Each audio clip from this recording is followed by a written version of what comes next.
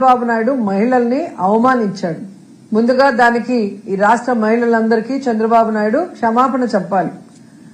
ఆయన ఇచ్చిన super 6, super 7 హామీలు అమలు చేయమని మహిళలు ఎక్కడ అడుగుతారో అని ముందుగానే ఎదురు దాడి చేసి ఏ విధంగా మహిళల్ని అవమానించారో నిన్న అందరూ కూడా గమనించారు.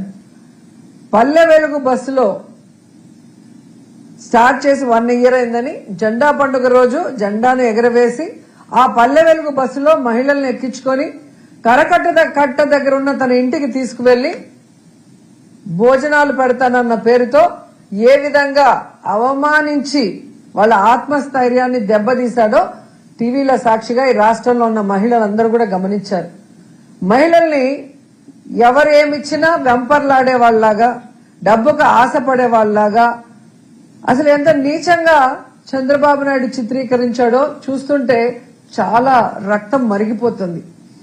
ఈరోజు చంద్రబాబు లాంటి డర్టీ పాలిటిషియన్ ఈ దేశంలోనే ఇంకొకరు లేరు అని కేసీఆర్ గారు చెప్పినప్పుడు కొంతమందికి అర్థం కాలేదు, కానీ ఈ రోజు పూర్తిగా అర్థమైంది. చంద్రబాబు నాయుడు లాంటి dirty politician one and only Chandrababu నాయుడే.